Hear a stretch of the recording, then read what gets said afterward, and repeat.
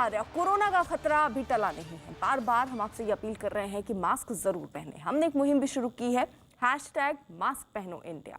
Unlock की प्रक्रिया जरूर शुरू हुई है। दूसरी लहर में केसेस कम हुए हैं, लेकिन तीसरी लहर का खतरा हमारे सामने है और अगर उस खतरे से बचना है तो मास्क ही सबसे बड़ा हथियार है। इसलिए मास्क जरूर पहने। सबसे पहले बात बड़ी खबर की। बड़ी खबर पंजाब कांग्रेस से जुड़ी हुई न्यूज़ 18 के अरुण सिंह की खबर है कि कांग्रेस नेता नवजोत सिंह सिद्धू आज दिल्ली में पार्टी के वरिष्ठ नेता राहुल गांधी और प्रियंका गांधी वाड्रा से मुलाकात करेंगे। पंजाब के सीएम कैप्टन अमरिंदर सिंह और पूर्व मंत्री नवजोत सिंह सिद्धू के बीच लंबे समय से विवाद चल रहा है और इन सब के बीच सिद्धू आज राहुल गांधी और प्रियंका गांधी से मुलाकात की बात कर रहे हैं।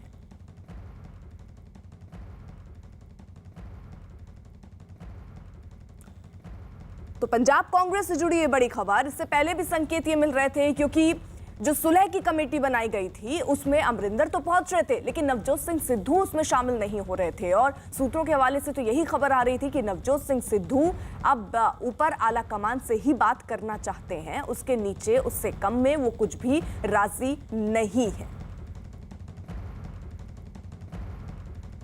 दो सहयोगी इस वक्त हमारे साथ जुड़ चुके हैं। अरुण सिंह दिल्ली से हमारे साथ हैं और पंकज कपाही चंडीगढ़ से हमारे साथ हैं। पहले अरुण का रुख। अरुण, कितने बजे होनी है मुलाकात? देखिए 11:30 बजे के आसपास कहा जा रहा है कि राहुल गांधी का जो घर है 12A तुगलक लेन, वहां पर प्रियंका गांधी भी आएंगी और दोनों मिल करके सिद्धू से बात करेंगे। सिद्धू शुरुआत से ही जो कमेटी थी उससे एक बार मिल करके चले गए थे, उसके बाद कमेटी के सदस्यों से न बात कर रहे थे, उनका फोन उठा रहे थे। उसके बाद कमेटी के सदस्यों ने नाराजगी जताई थी और राहुल गांधी से कह दिया था कि अब आप ही इस मामले को डील करें या फिर प्रियंका गांधी। तो प्रियंका गांधी और राहुल गांधी दोनों नवजोत सिंह सिद्धू से आज 11:30 बजे के आसपास जो राहुल गांधी का घर है, आधिकारिक आवास है, वहां पर मिलेंगे। और अभी जो बात हुई है मेरी कांग्रेस के कुछ नेताओं से, उनका कहना था कि जितने भी विकल्प थे पहले वो आज भी मौजूद हैं। नवजोत सिंह सिद्धू को तय करना है कि वो किस विकल्प पर मानते हैं, यानी कि डिप्टी सीएम बना करके कैंपेन कमेटी का चेयरमैन बनाना, जो एक प्रस्ताव काफी पहले कमेटी ने उनको दिया था जिससे उन्होंने इनकार कर दिया था, एक बार फिर उनके सामने रखा जाएगा। हालांकि सिद्धू की मंशा अब भी ये है कि वे प्रदेश कांग्रेस के अध्यक्ष बने, जो सुनील जाखड़ का पद है वो चाहते हैं। लेकिन बड़ी उसमें दिक्कत यह है कि सिर्फ कैप्टन अमरिंदर सिंह ही इसका विरोध नहीं कर रहे हैं, बल्कि केंद्रीय नेतृत्व में भी कई ऐसे नेता हैं जो इस बात को मानते हैं कि सिद्धू अनप्रेडिक्टेबल हैं, उनको लेकर के कोई तय बात नहीं होती है, वो कुछ भी बोल सकते हैं। और ऐसे समय में चुनाव में कुछ महीने बचे हैं, अगर सिद्धू जिस तरह से कैप्टन के खिलाफ पिछले कुछ महीने से मोर्चा खोले हैं, अध्यक्ष बनने के बाद भी सरकार की खामियां अगर वो गिनाते रहे तो रोज जवाब देना पड़ेगा सरकार को, बजाय आम आदमी पार्टी या फिर सुखबीर बादल के बीजेपी के जवाब हमेशा नवजोत सिंह सिद्धू के सवालों का देना पड़ेगा सरकार को। और इसलिए अभी मंथन का दौर चलने वाला है और आज ये तय हो जाएगा कि सिद्धू किस भूमिका में कांग्रेस पार्टी में रहेंगे और पंजाब में उनकी क्या भूमिका होगी। कांग्रेस के सूत्र ये कह रहे हैं कि जितने भी ऑप्शन पहले उपलब्ध थे वो ऑप्शन आज भी हैं, उनसे डिस्कशन होगा और उसके बाद एक बार फिर कैप्टन अमरिंदर सिंह से फाइनल बातचीत करके सिद्धू की भूमिका तय कर दी जाएगी। ठीक है, पंकज कपाही भी हमारे साथ मौजूद हैं। पंकज, जहां एक तरफ देखिए सिद्धू मुलाकात से कम, यानी राहुल गांधी और प्रियंका गांधी से मुलाकात से कम में मानने को तैयार नहीं थे, ये मुलाकात भी हो रही है, लेकिन आप चंडीगढ़ में मौजूद हैं। पंजाब में किस तरीके से सियासी हलचल देख रहे हैं आप तेज इसके बाद?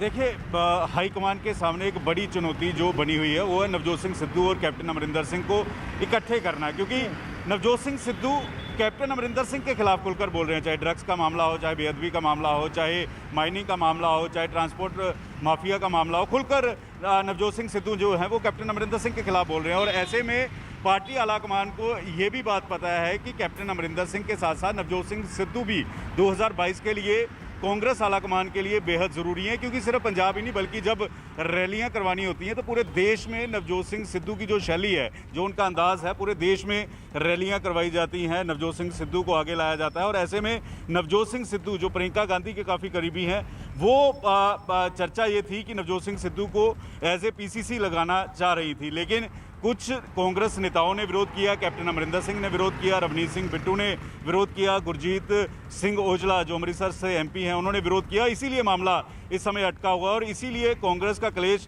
लगातार 200 के करीब नेता जो हैं वो कमेटी के सामने पेश हो चुके हैं। मुख्यमंत्री 2 बार पेश हो चुके हैं, नवजोत सिंह सिद्धू 1 बार पेश हो चुके हैं, लेकिन नतीजा 0 है।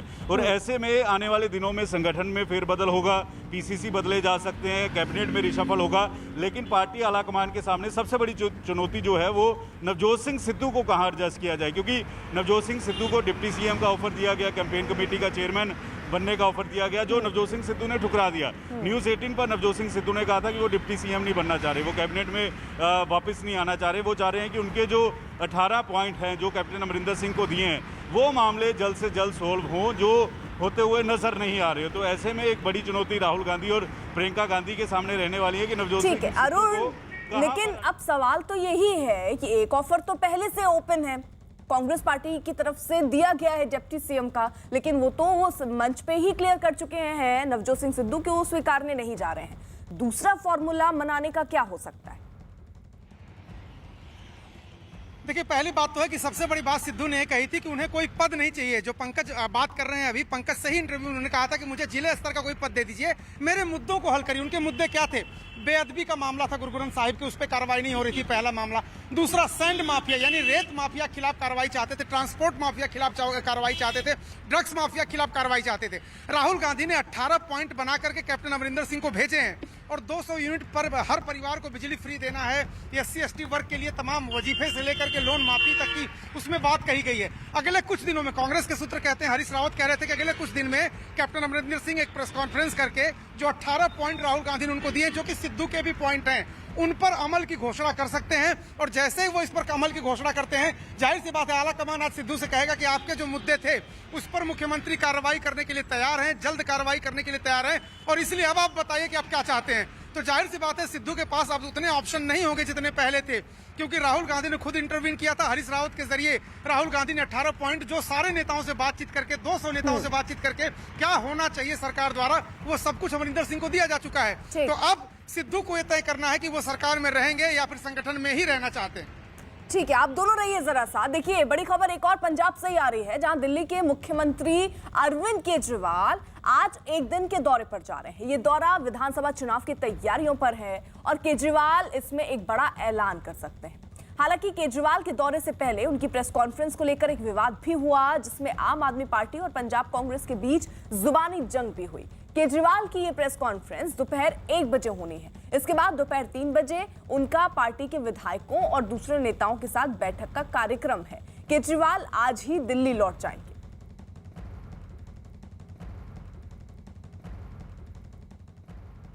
कैप्टन अमरिंदर साहब पंजाब सूबे के मानयोग मुख्यमंत्री इतना डर रहे हैं, इतनी घबराहट उनके अंदर है आम आदमी पार्टी को लेकर, अरविंद केजरीवाल का खौफ इतना है, जिसके चलते उन्होंने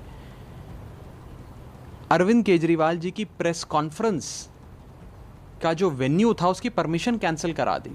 सीधा chief minister's office, Punjab chief minister's office से इंस्ट्रक्शंस आती हैं कि अरविंद केजरीवाल जी यहाँ पर प्रेस कॉन्फ्रेंस नहीं कर पाएंगे, उन्हें नहीं करने दी जाए। पंजाब में प्रेस कॉन्फ्रेंस होगी और प्रेस कॉन्फ्रेंस में केजरीवाल साहब इतना बड़ा ऐलान करेंगे कि कैप्टन साहब को भी और कैप्टन साहब की पूरी पार्टी को भी 440 वोल्ट का करंट लगेगा। इस विवाद पर आम आदमी पार्टी के राघव चड्ढा ने क्या कहा वो हमने आपको सुनवाया। जिस तरीके की स्थितियां बनी हुई हैं वो जरा हम आपको बता दें। अरविंद केजरीवाल जाने वाले हैं, बड़ा ऐलान करने वाले हैं। आम आदमी पार्टी के जनरल के मुताबिक केजरीवाल बिजली पर एक बड़ा ऐलान करने वाले हैं। केजरीवाल जी ने पंजाब में बिजली से जुड़े मामले पर एक बहुत बड़ी प्रेस कॉन्फ्रेंस करके कुछ ऐलान करना था। पंजाब सरकार की, कैप्टन अमरिंदर सिंह जी की घबराहट आप इससे देख सकते हैं कि वो वेन्यू जहाँ पर इस घोषणा का ऐलान करना था, उस वेन्यू में इजाज़त कैंसिल कर दी गई, परमिशन नहीं दी गई। पर कैप्टन साहब, ये प्रेस कॉन्फ्रेंस तो होकर ही रहेगी और पंजाब में जो आतंक बिजली के बिलों का कांग्रेस की सरकार, आपकी सरकार, आपसे पहले अकाली की सरकार ने बचा रखा था, उसको तो हम ख़त्म करके रहेंगे।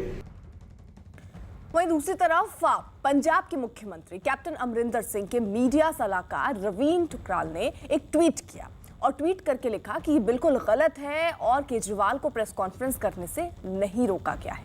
कुछ दिन पहले तो केजरीवाल अमृतसर में राजनीतिक रैली करने गए हैं, तो अब हम उनकी प्रेस कॉन्फ्रेंस को क्यों रोकेंगे? हम केजरीवाल के लिए लंच इंतजाम करने को भी तैयार हैं। वहीं पंजाब के सीएम के मीडिया सलाहकार के ट्वीट पर भी आम आदमी पार्टी की ओर से प्रतिक्रिया सामने आई है। ਤੇ ਅੱਜ ਜਿਹੜੇ ਪੰਜਾਬ ਦੇ ਲੋਕ ਨੇ ਉਹ ਦਿੱਲੀ ਮਾਡਲ ਤੇ ਵਿਸ਼ਵਾਸ ਵੀ ਕਰ ਰਹੇ ਆ, ਉਹ ਉਦਾਂ ਦਾ ਰਾਜ ਪੰਜਾਬ ਦੇ ਵਿੱਚ ਚਾਹੁੰਦੇ ਆ। ਇਸੇ ਕਰਕੇ ਅੱਜ ਕਾਂਗਰਸ ਦੇ ਵਿੱਚ ਖੌਫ ਦਾ ਮਾਹੌਲ ਬਣਿਆ ਹੋਇਆ। ਅਸੀਂ ਰੇਤ ਮਾਫੀਏ ਦੇ ਪੈਸੇ ਨਾਲ, ਅਸੀਂ ਸ਼ਰਾਬ ਮਾਫੀ ਦੇ ਪੈਸੇ ਨਾਲ ਸਾਡੇ ਲੀਡਰ ਆ ਜਿਹੜੇ ਉਹ ਲੰਚ नहीं करनगे। पंकज हमारे साथ मौजूद है। पंकज, किस तरीके के आरोप आम आदमी पार्टी की तरफ से लग रहे हैं और कौन सा बड़ा ऐलान अरविंद केजरीवाल कर सकते हैं, क्या संभावना?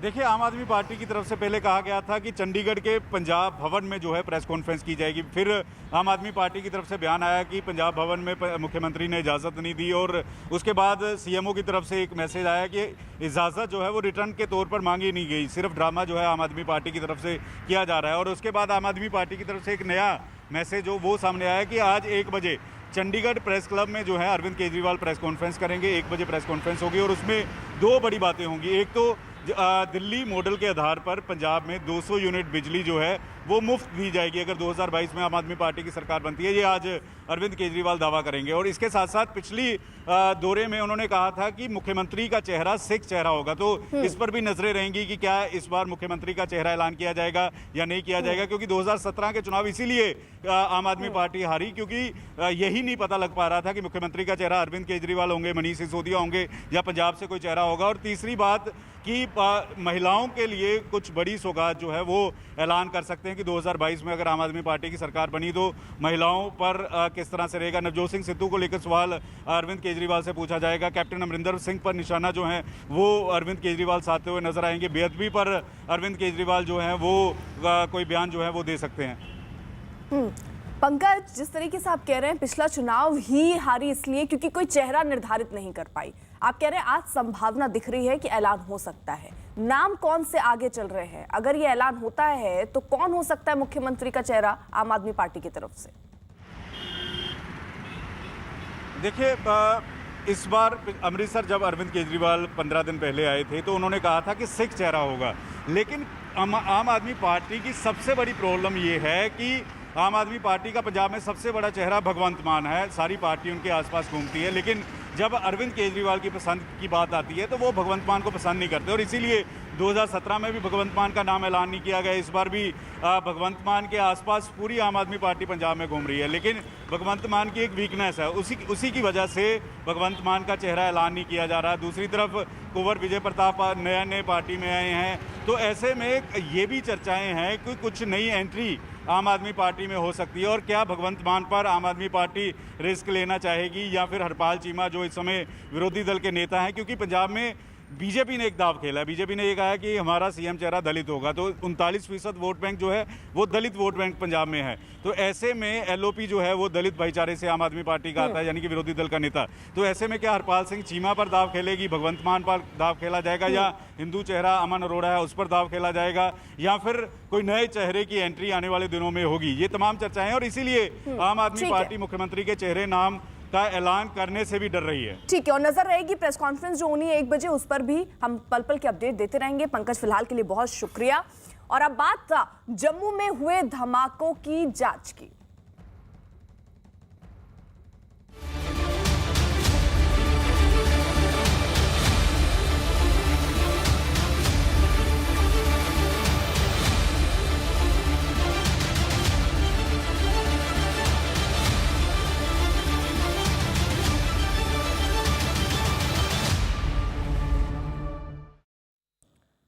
जम्मू से एक बड़ी खबर आ रही है। यहां एक बार फिर रात में ड्रोन देखे गए हैं। न्यूज़ 18 के पवन शर्मा की रिपोर्ट है कि कालूचक, कुंजवानी और रत्नूचक इलाके में रात 1:45 बजे से रात 3 बजे के बीच सेना के ठिकानों के ऊपर 3 ड्रोन मंडराते हुए देखे गए। हालांकि कुछ देर बाद तीनों ड्रोन वहां से गायब हो गए। इससे पहले कल देर रात भी कालूचक और रत्नूचक मिलिट्री स्टेशन के ऊपर 2 ड्रोन देखे गए थे, जिन पर सेना की तरफ से फायरिंग भी की गई थी, जिसके बाद ड्रोन वहां से गायब हो गए थे। तो ये बड़ी खबर आ रही है, जम्मू में फिर ड्रोन जो है वो देखे गए हैं। सुरक्षा बढ़ा दी गई है, लगातार वहां पर सर्च ऑपरेशन भी हो रहा है। जो ड्रोन दिख रहे हैं उस पर फायरिंग भी की जा रही है। कल रात भी 2 ड्रोन कालूचक इलाके में दिखे थे, और इसी के साथ साथ चिंता की लकीर भी अब खिंचती हुई नजर आ रही है। टेक्निकल एयरपोर्ट पर 2 ड्रोन के बाद ब्लास्ट जो हुए थे, उसके बाद ड्रोन दिखने का सिलसिला जारी है। हम इस समय कुंजवानी चौक में हैं। यहाँ पर रत्नू चक और कालू चक की दूरी मात्र 800 मीटर दूर है और इसी इलाके में 3 ड्रोन फिर रात को देखे गए हैं। कुंजवानी जो है जम्मू शहर का प्रवेश द्वार है और इसके आगे का इलाका पूरा आर्मी का है। मैं कैमरामैन से कहूँगा कि वो इस तरफ का इलाका बता देगा जहाँ पर जम्मू कश्मीर पुलिस ने यहाँ पर अपनी जो सख्ती बरती है, जहाँ पर जवान उनके तैनात किए गए हैं नाके पर, गाड़ियाँ जम्मू कश्मीर पुलिस की जहाँ पर तैनात की गई हैं। इस तरफ का जो पूरा इलाका है वो आर्मी का एरिया है, जिस इलाके में ड्रोन रात को देखे गए हैं। 3 ड्रोन जो हैं वो रात को यहाँ पर स्पॉट किए गए हैं। रात को लगभग 1:40 से लेकर 3 बजे के बीच में 3 ड्रोन जो है वो कालू चक और रत्नू चक मिलिट्री स्टेशन के ऊपर से होते हुए, और 1 ड्रोन जो है वो इस इलाके में जो बिल्कुल पोस्ट के पीछे वाला इलाका है, जो आर्मी का इलाका है, इस इलाके में 1 ड्रोन स्पॉट किया गया है। तो 3 ड्रोन और रात को देखे गए हैं। 2 ड्रोन पहले कालू चक और मिलिट्री स्टेशन में कल देखे गए थे, जिसके ऊपर सेना के जवानों ने फायरिंग भी की थी। लेकिन अभी की हम बात करें तो रात को 3 ड्रोन और देखे गए हैं। जम्मू टेक्निकल एयरपोर्ट पर जो 2 विस्फोट हुए थे ड्रोन के जरिए, उसके बाद ड्रोन दिखने का सिलसिला जम्मू में लगातार जारी है। सुरक्षा जो है वो कड़ी कर दी गई है। पुलिस के साथ साथ आर्मी की टीमें भी सर्च ऑपरेशन में लगी हुई है, क्योंकि यहाँ से जो पाकिस्तान की दूरी है वो लगभग 18 और कालू चक से लेकर इस एरिए में देखा जाए तो किसी इलाके में 15 किलोमीटर दूरी के ऊपर पाकिस्तान की सीमा है। और माना जा रहा है कि 3 ड्रोन जो हैं कल जो आए हैं वो भी इसी इलाके से आए हुए हो सकते हैं। पवन शर्मा हमारे साथ हमारे सहयोगी इस वक्त जुड़ चुके हैं, जम्मू से इस वक्त मौजूद हैं। पवन का सीधे रुख कर लेते हैं। पवन, देखिए लगातार ड्रोन जो है वो मंडराते हुए नजर आ रहे हैं। सुरक्षा एजेंसियां किस तरीके से काम कर रही हैं, किस तरीके से इन ड्रोन का पता लगाया जाए कि ड्रोन कहां से आ रहे हैं और इनकी मंशा क्या है?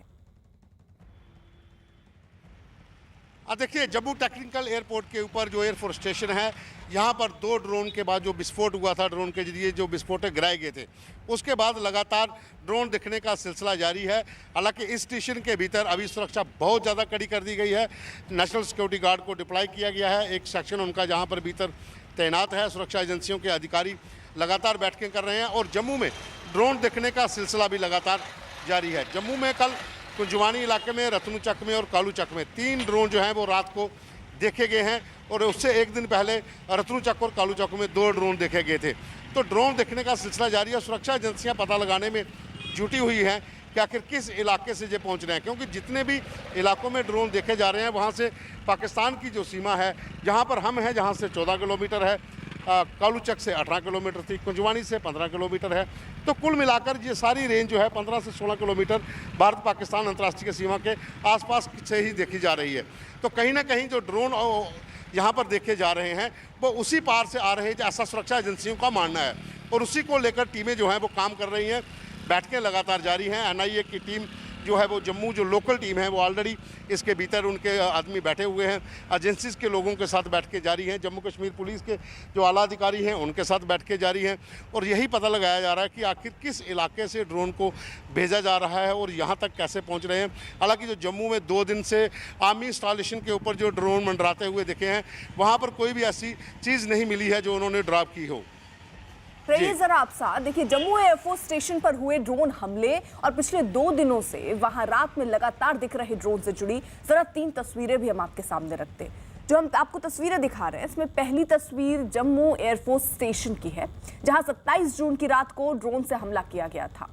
दूसरी तस्वीर कालू चक इलाके की है, जहां 28 जून देर रात 2 बजे ड्रोन देखे गए, 2 ड्रोन ऐसे देखे गए। तीसरी भी कालू चक की तस्वीर है, कालू चक, कुंजवानी और रत्नू चक इलाके की ये तस्वीरें, जहां देर रात एक बार फिर 3 ड्रोन देखे गए हैं।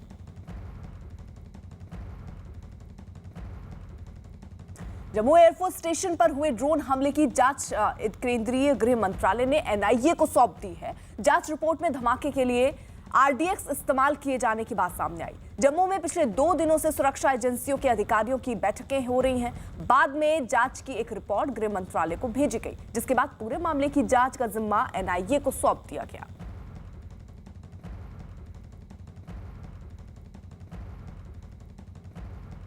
जो की बैठक हो रही थी, उन्होंने गृह मंत्रालय को अपने पूरे पॉइंट्स दे दिए थे। उसके बाद गृह मंत्रालय ने इस जो ब्लास्ट हुए थे इसकी जांच का जिम्मा जो है एनआईए को सौंप दिया है। अब एनआईए इस पूरे मामले की जांच करेगी कि आखिर ड्रोन से कैसे यहाँ पर ब्लास्ट हुए।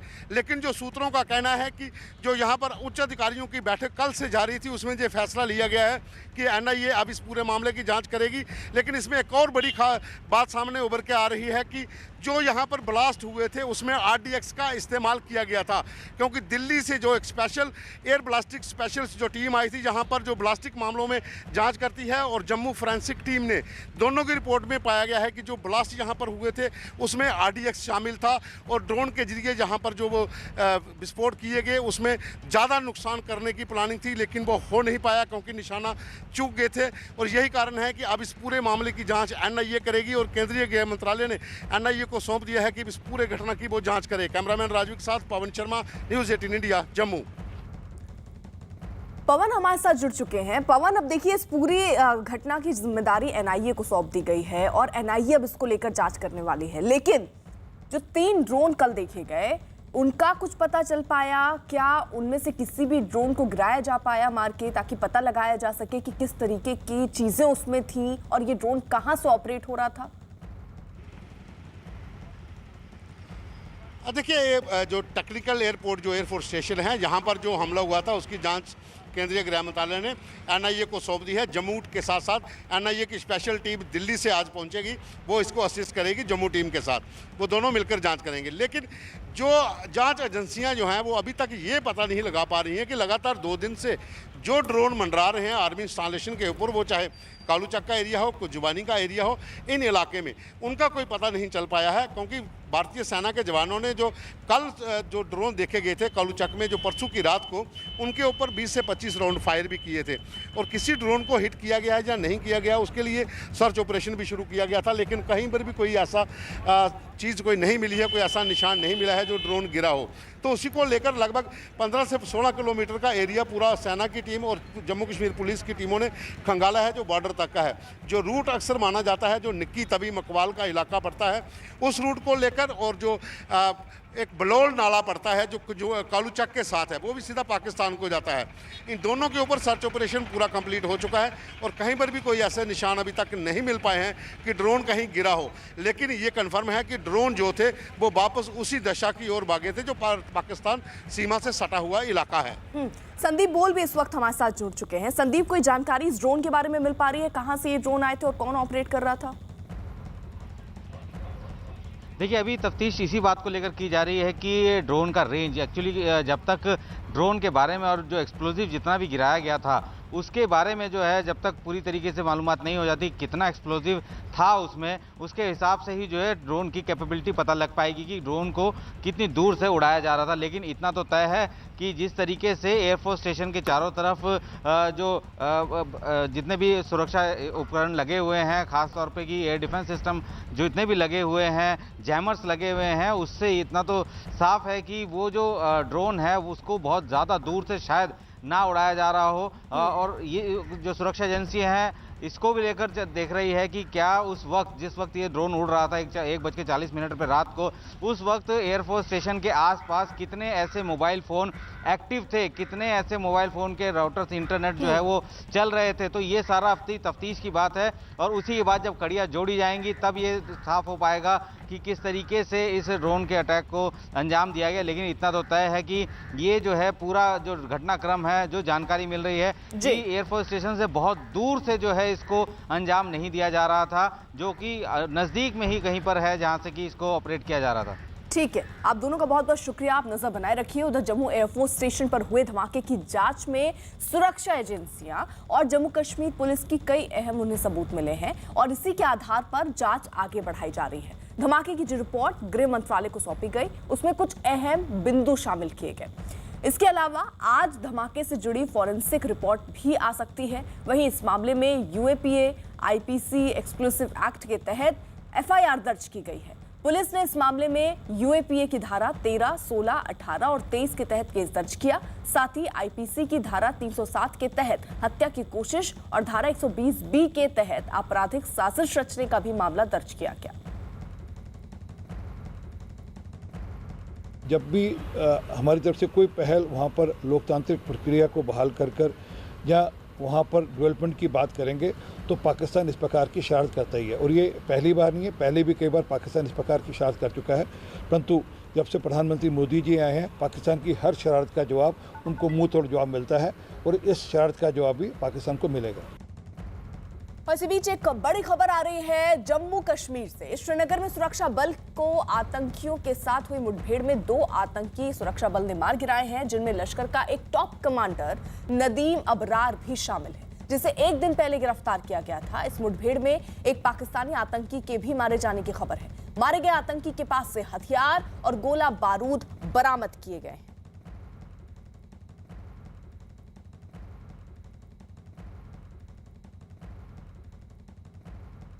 एक बार फिर पाकिस्तान का झूठ सामने आया, क्योंकि पाकिस्तान के कब्जे वाले कश्मीर में आतंक की फैक्ट्री लगातार चल रही है, जहां आतंकियों को भारत पर हमले के लिए तैयार किया जाता है। ये बात हम यूं ही नहीं कह रहे हैं, बल्कि न्यूज़ 18 के पास पीओके के कोटली जिले के बराली गांव में चल रहे लश्कर-ए तैयबा का एक लॉन्च पैड का वीडियो हाथ लगा है, जहां आतंकियों को ट्रेनिंग दी जाती है। इस वीडियो में आतंकी हाजी आरिफ भी मुस्कुराता नजर आ रहा है। सुरक्षा एजेंसियों से मिली जानकारी के मुताबिक ट्रेनिंग लेने के बाद कई आतंकी भारत में घुसपैठ करने की ताक में हैं।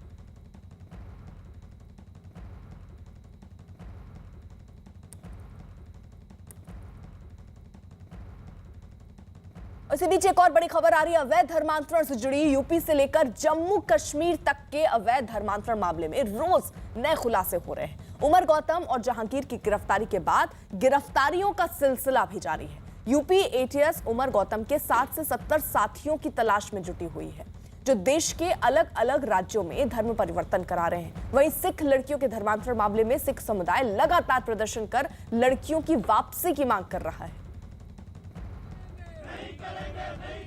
तो तस्वीरें हम आपको दिखा रहे हैं, जहां लगातार जांच चल रही है, कई गिरफ्तारियां हो रही हैं, कई लोगों को हिरासत में लिया गया है और कई लोगों से अभी भी पूछताछ देखिए चल रही है। वहीं सिख समुदाय का प्रदर्शन जो है वो दिल्ली से लगाकर श्रीनगर तक ऐसे ही चल रहा है और वो न्याय की मांग कर रहे हैं।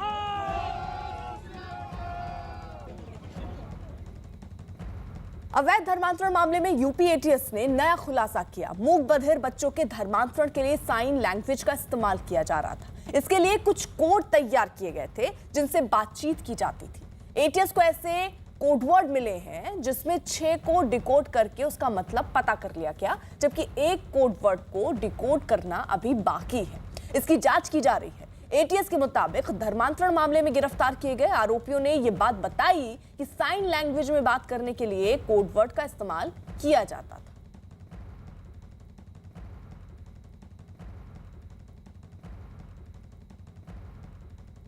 अब ये कोडवर्ड क्या है जरा वो बताएं। जो पहला कोडवर्ड है वो है revert back to Islam program, यानी धर्म परिवर्तन करवाने की प्लानिंग।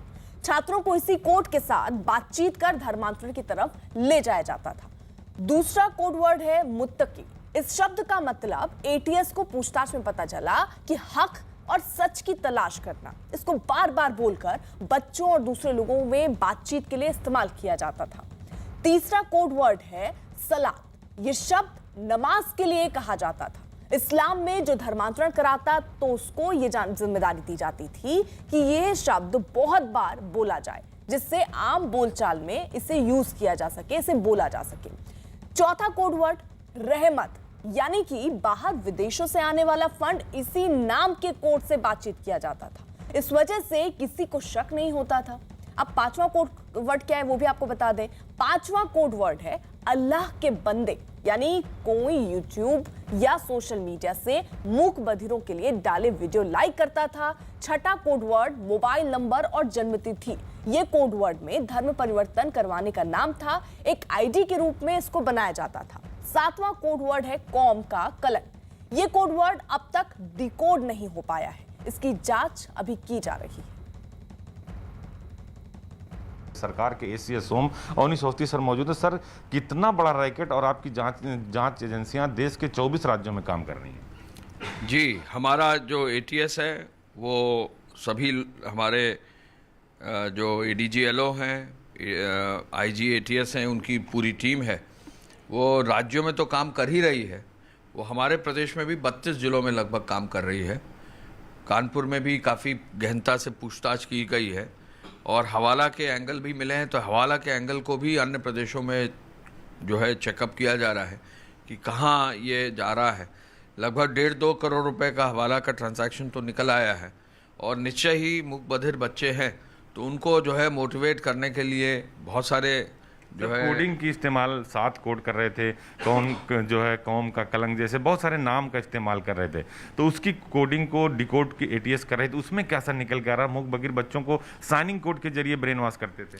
देखिए, ये तो शुरुआत में भी, पिछली बार भी मैंने आपसे कहा था कि जो है इसमें धर्मांतरण के बाद जो है उनको ब्रेन वॉश इसलिए भी करते थे कि ब्रेन वॉश करने के बाद जो है उन्हीं को आगे बढ़ाकर विद इन दी मूक बधिर कम्युनिटी और भी लोगों को जो है इसके लिए वो लोग प्रोत्साहित कर सकें, उसको आगे बढ़ा सकें, उनको जो है इसके लिए कोड का इस्तेमाल करते थे।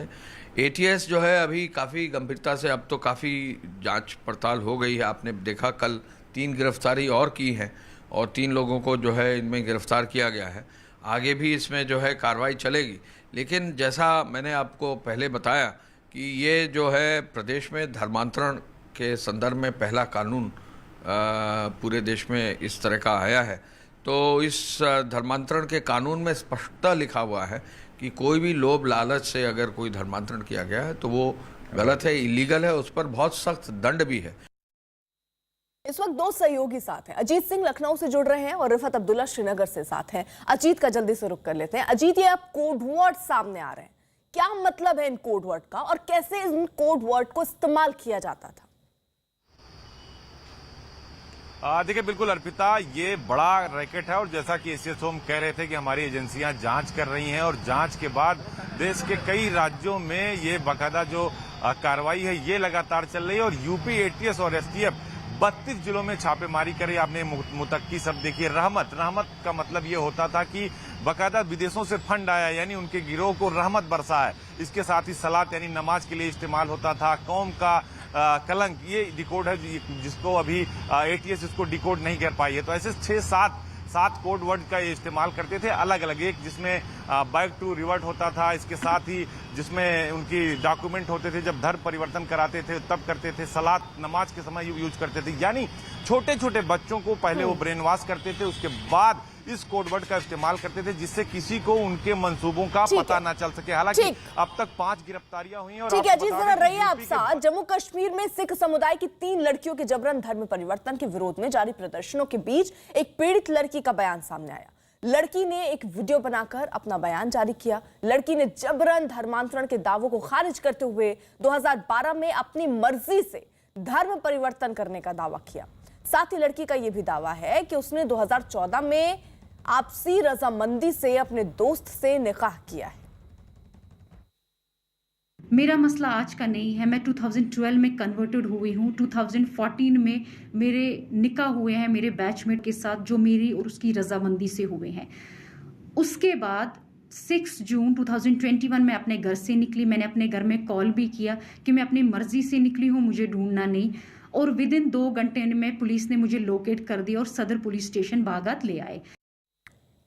यही नहीं, उस लड़की ने दावा किया कि घर वालों के हवाले किए जाने के बाद उस पर लड़के और उसके परिवार वालों के खिलाफ बयान देने का दबाव डाला गया। जम्मू जाते ही क्या हुआ, जम्मू जाते ही वो लोग मुझे पंजाब ले गए।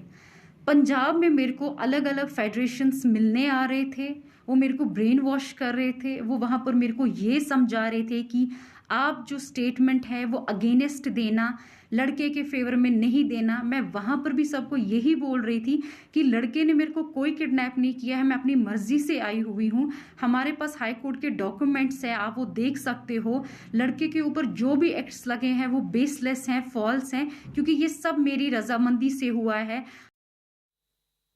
रिफत अब्दुल्ला हमारे साथ मौजूद हैं। रिफत, जिन 3 लड़कियों का नाम लिया जा रहा है, जिन 3 लड़कियों के बारे में बात किया जाता है कि उनका धर्म परिवर्तन वहां पर हुआ है, जिसको लेकर प्रोटेस्ट हो रहे हैं श्रीनगर में भी और दिल्ली में, ये जो पीड़िता सामने आई है, वीडियो जिसका सामने आया है, क्या उन्हीं 3 में से एक है?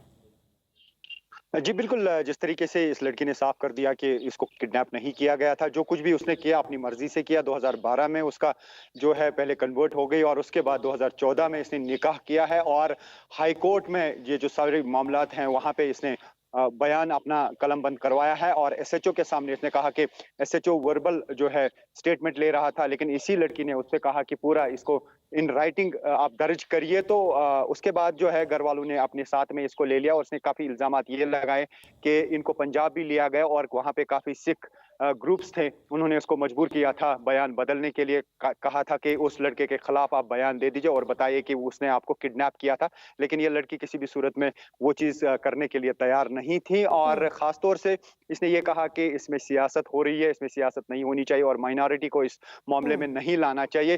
तो ऐसा लगता है कि पढ़ी लिखी लड़की है और बिल्कुल बाहोश हवास जो है ये लड़की बयान दे रही है, क्योंकि कोर्ट का भी इसने जिक्र किया। तो अगर कोर्ट में ऑलरेडी ये चीजें हुई हैं तो इसने लड़की ने वीडियो में ये कहा कि कोई गन पॉइंट का इसमें इस्तेमाल नहीं हुआ है।